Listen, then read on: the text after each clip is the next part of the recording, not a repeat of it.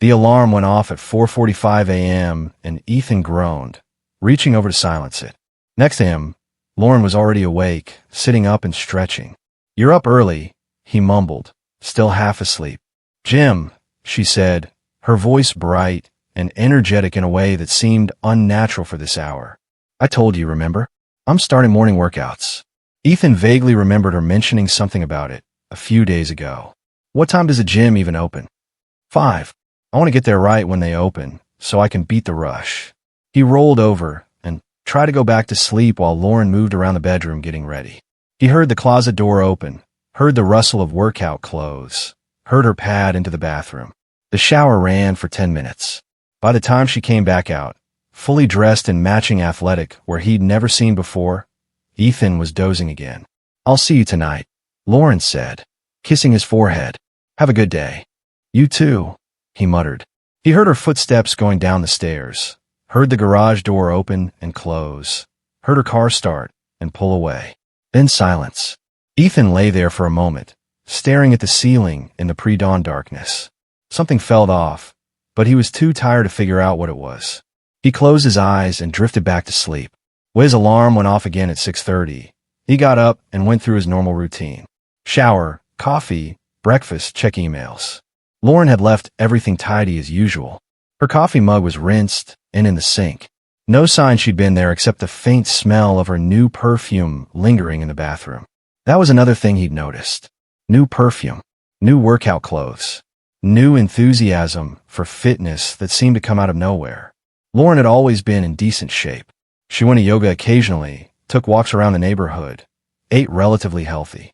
But she'd never been a gym person. She'd always said she hated the gym, hated the machines, hated the environment. Now, suddenly she was waking up before dawn to get there the moment it opened. Ethan pushed the thought aside and got ready for work. He was probably reading into things. People changed their routines. People decided to get more serious about fitness. It didn't mean anything. Over the next week, the 4:45 a.m. alarm became routine. Every morning, Lauren was up before it even went off, already putting on her new workout clothes, already energized and ready to go. "How's the gym going?" Ethan asked one morning over coffee. "Great," Lauren said, not looking up from her phone. "I'm already seeing results." "That's good. What kind of workouts are you doing?" "Cardio mostly. Some strength training. The usual. Maybe I should join you sometime." Lauren's eyes flicked up from her phone, just for a second. "You hate mornings. And the gym is packed by the time you get there anyway. I like going early because it's quiet." "Right." She finished her coffee, rinsed her mug, grabbed her keys. "Love you. See you tonight." "Love you too." The door closed, and Ethan sat in the quiet kitchen, feeling that same nagging sense that something was wrong. But what? His wife was working out. That was healthy. That was good. Why did it bother him? He couldn't put his finger on it. That weekend, Ethan was doing laundry when he found a business card in the pocket of Lauren's gym bag. He pulled it out, intending to set it aside so she wouldn't lose it. The card read, "Marcus Chun, personal trainer. Transform your body. Transform your life." There was a phone number and an email address. On the back, written in pen, was, "Looking forward to our sessions." Ethan stared at the card. Lauren had never mentioned a personal trainer. She'd said she was just doing cardio and some machines on her own. He pulled out his phone and searched for Marcus Chen's name. The first result was an Instagram account with thousands of followers. Ethan clicked on it. Marcus Chun was exactly what you'd expect a personal trainer to look like. Muscular, tanned, perfect smile, every photo showing off his physique in various gym settings. His bio read, "Certified personal trainer. Early morning sessions available. DM for rates." Ethan scrolled through the photos. Most were of Marcus working out or posing, but there were a few of him with clients. Always women. Always attractive women in expensive athletic wear. One photo was dated from 3 days ago. Marcus with his arm around a blonde woman, both of them smiling at the camera. The caption read, "Another great session with this rock star. Keep crushing it." Ethan couldn't see the woman's face clearly in the photo, but something about her build, her hair, looked familiar. He zoomed in. The woman was wearing the same brand of athletic where Lauren had been buying. The same shoes. The same style of hair tie. Ethan's chest tightened. Was that Lauren? He looked through more photos, going back weeks.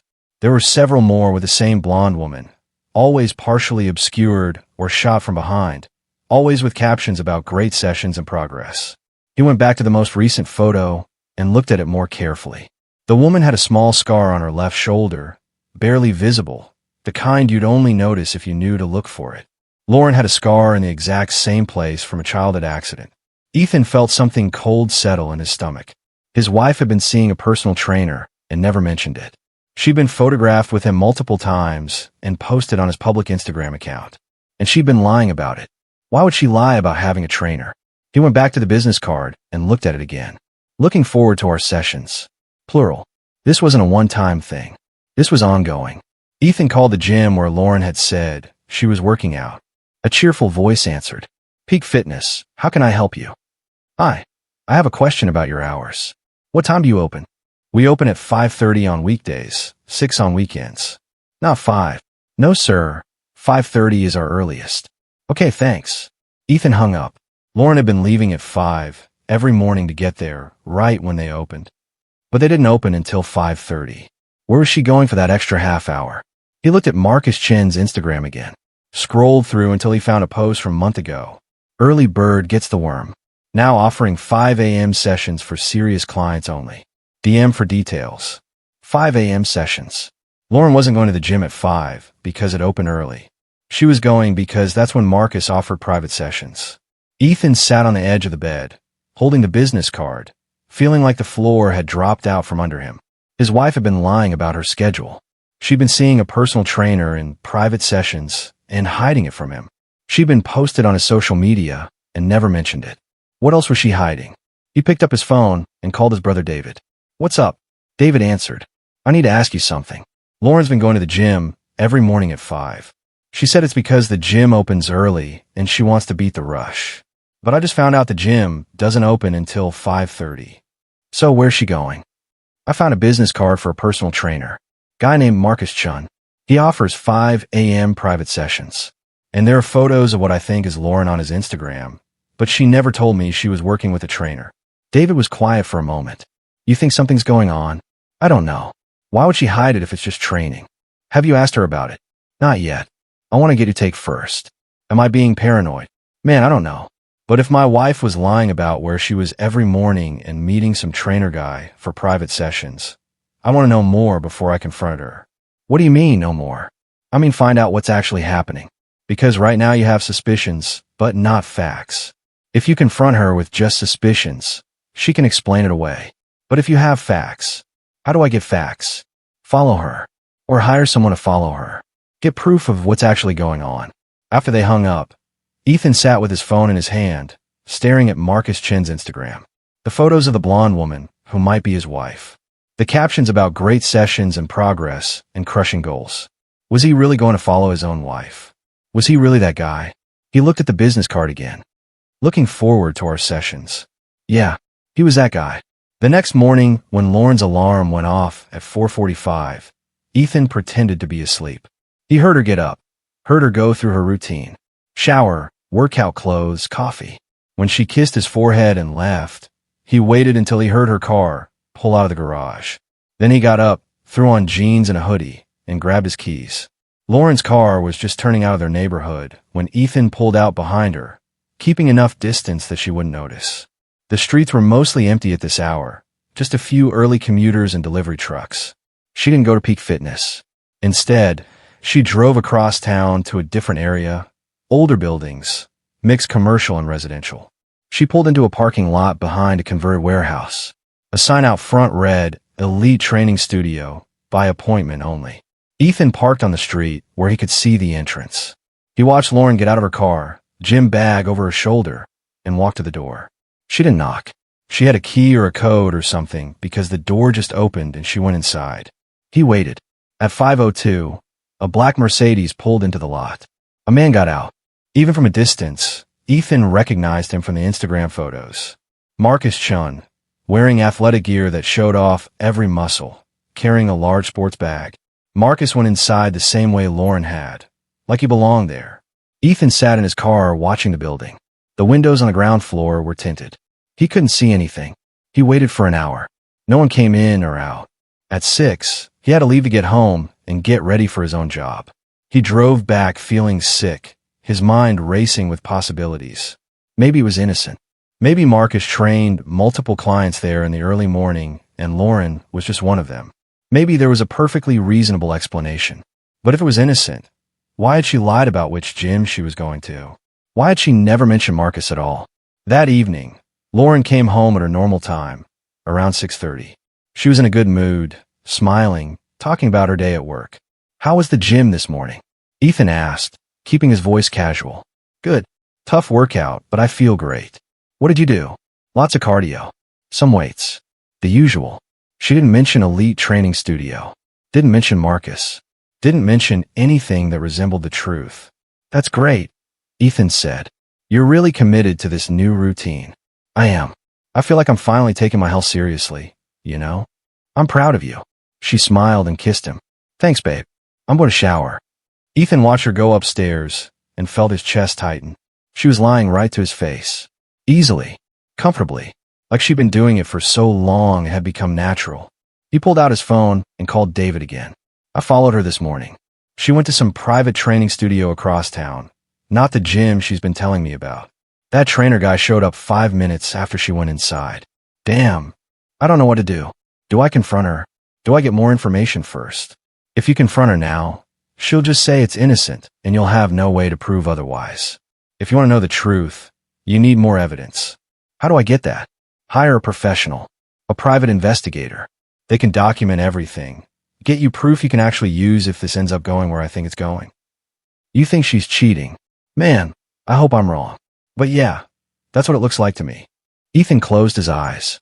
"Okay, do you know anyone? Let me make some calls. I'll get back to you." An hour later, David texted him a name and number. "This guy's good. Expensive but discreet. Used to be a cop." Ethan stared at the number. This was really happening. He was really going to hire someone to follow his wife. He made the call. The investigator's name was Ray Castillo. He agreed to meet Ethan the next morning at a coffee shop downtown. Ray was in his 50s, average height, average build, the kind of guy who could blend into any environment without being noticed. Exactly what you'd want in someone following people for a living. "Tell me the situation," Ray said, pulling out a small notepad. Ethan explained everything. The early morning gym routine that didn't match when the gym actually opened. The business card from Marcus Chun. The Instagram photos. The private training studio he'd followed her to. Ray took notes without commenting. When Ethan finished, he looked up. "What do you want to know?" "I want to know if she's having an affair. And if she is, I want proof." "Proof for what? Are you thinking divorce?" "I don't know yet. But if it comes to that, I want to be prepared." Ray nodded. "I could do surveillance. Document where she goes, who she meets, how long they're together. If there's physical evidence of an affair, I'll get it. Photo, video, whatever you need. How long will this take? Depends on what's actually happening. If they're meeting every morning like you suspect, I'll have something concrete within a week. What do you need from me?" "Her schedule, photos, vehicle information, any other details that help me track her movements. And a retainer." They spent the next 30 minutes going over details. Ethan provided everything Ray asked for. When they were done, Ray walked him to the door. "One piece of advice," Ray said. "Don't change your behavior at home. Act completely normal. If she suspects you know something, she'll get more careful, and that makes my job harder." Ethan drove home and did exactly that. He acted normal. When Lauren came home that evening, he asked about her day, made dinner, watched TV with her on the couch. They went to bed at their usual time. And when her alarm went off at 4:45 the next morning, he pretended to be asleep while she got ready and left for her gym session. Ray sent his first update at 7 a.m. Subject arrived at Elite Training Studio at 5:03 a.m. Male subject, identified as Marcus Chun, arrived at 5:07 a.m. Both subjects entered the building. No other vehicles in lot. No other people observed entering or exiting. As of this message, both subjects still inside. Asterisk asterisk. The second update came at 6:30 a.m. Subject and male exited building at 6:22 a.m.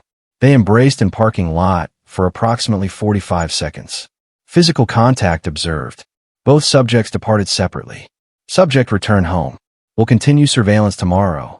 Asterisk asterisk. Ethan read the messages and felt his world tilt. They embraced. Physical contact. 4:45 seconds.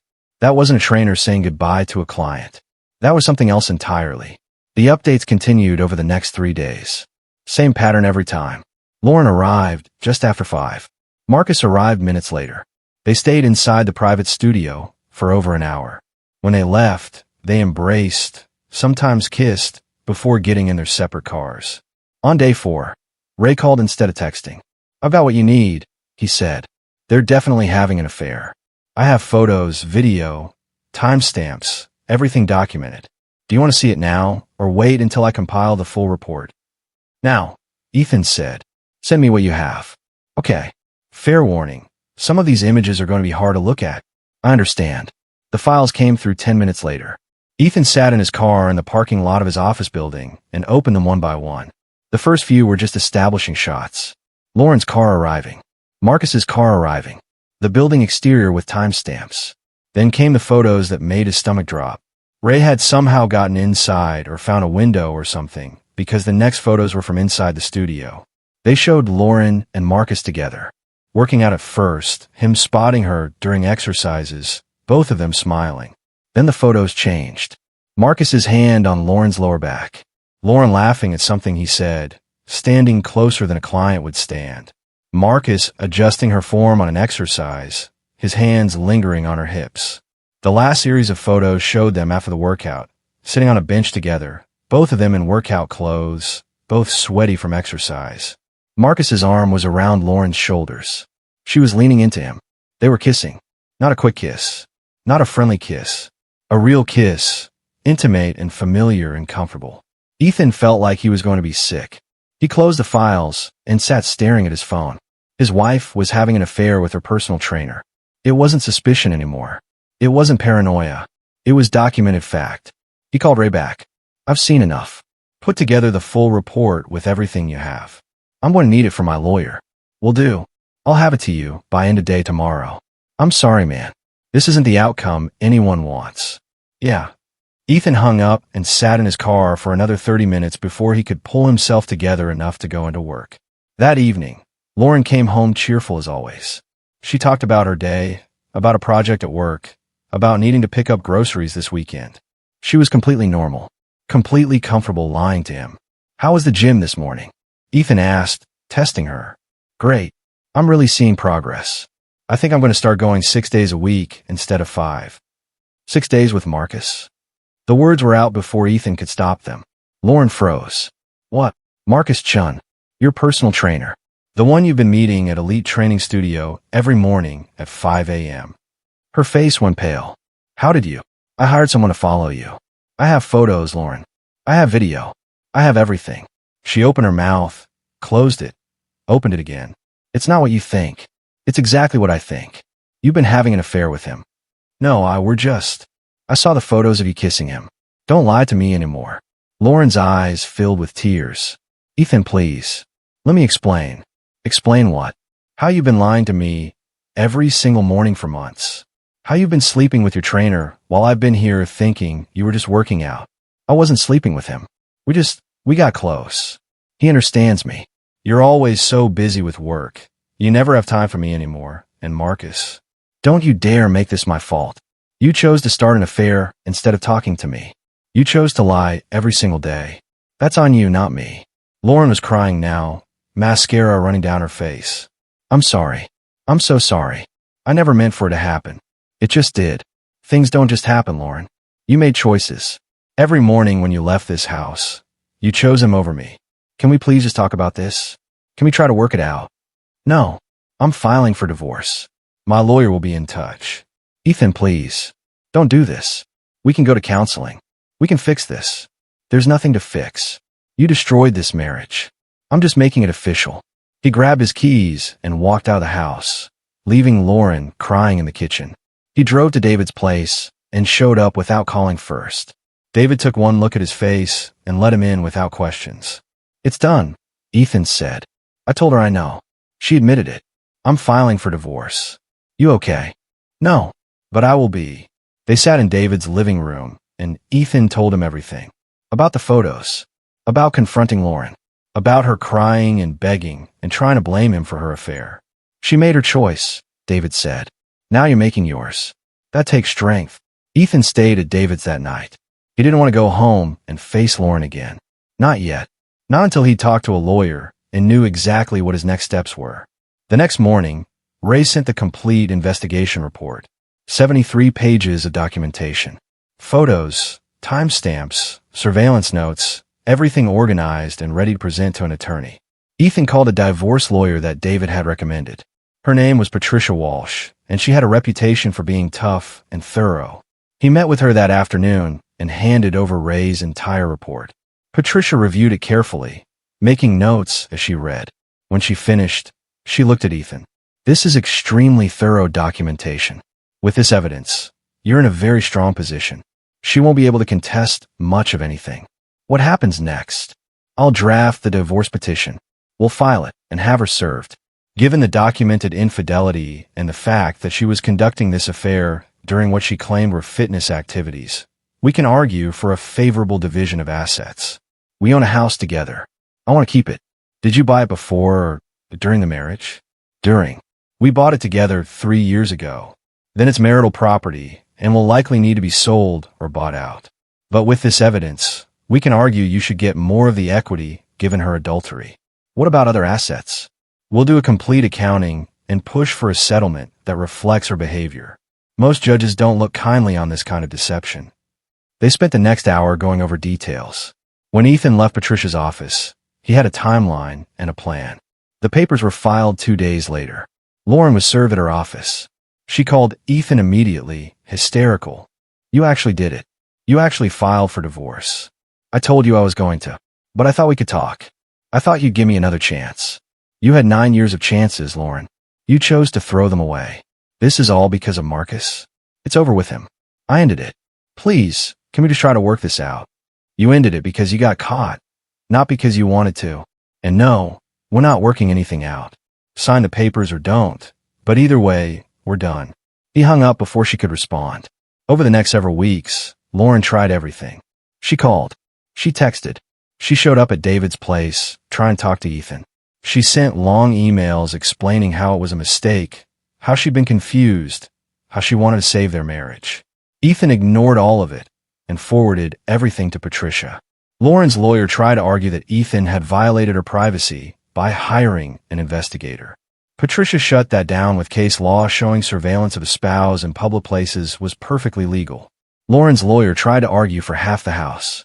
Patricia countered with the affair evidence and pushed for a 60-40 split in Ethan's favor. Lauren's lawyer tried to argue she deserved spousal support since she'd given up career opportunities to support Ethan's work.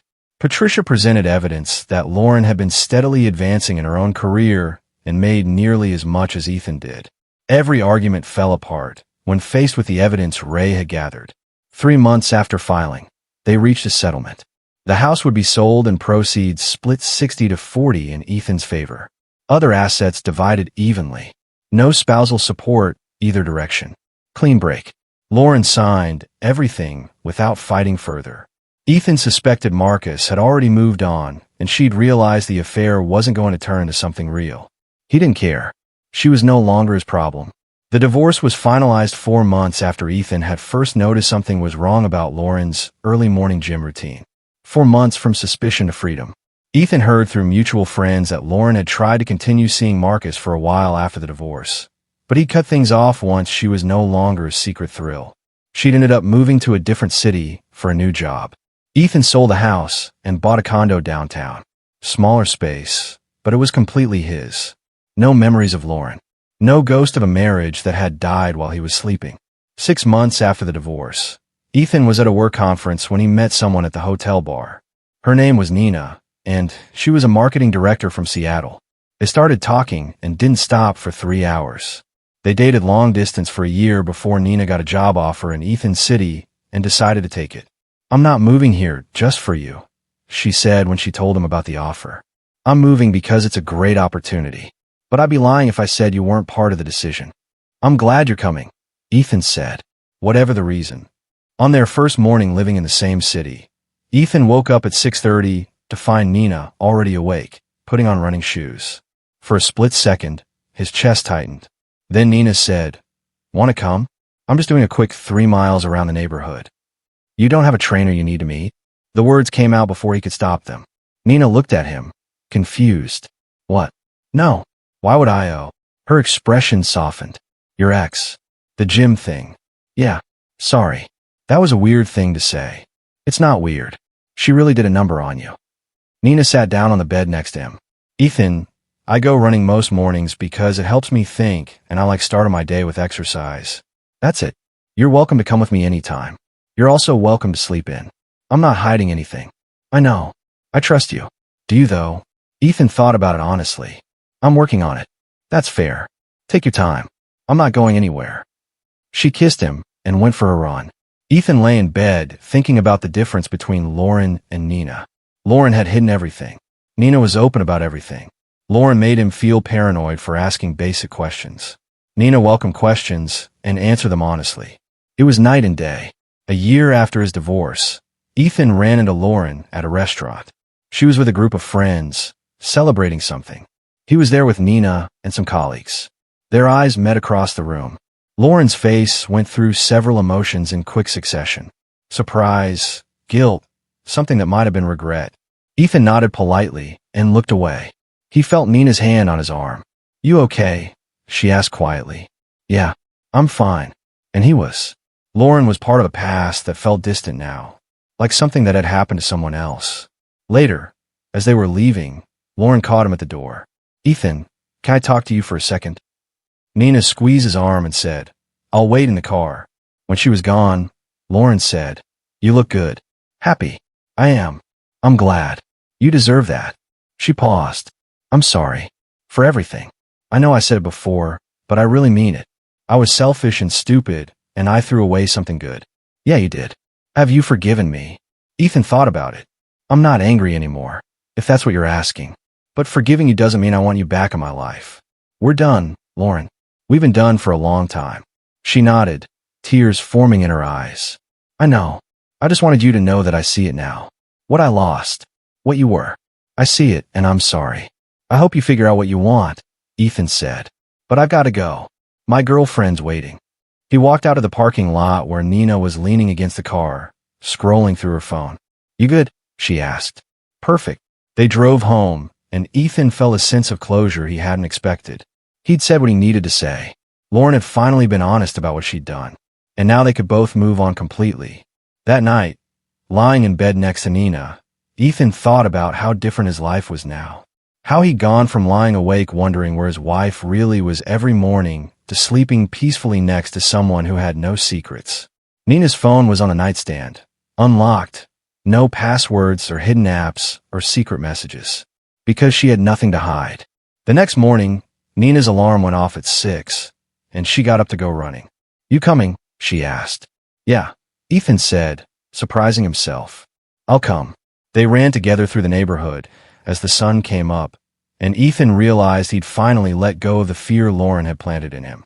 His wife had started going to the gym at 5 a.m. Her trainer didn't start until 9. That simple inconsistency had unraveled everything, had led him to the truth, had ended a marriage built on lies. But it had also led him here, to a relationship built on honesty, to a partner who invited him into every part of her life instead of hiding from him. Lauren had taught him what betrayal looked like. Nina was teaching him what trust looked like. And the difference between the two had made all the difference.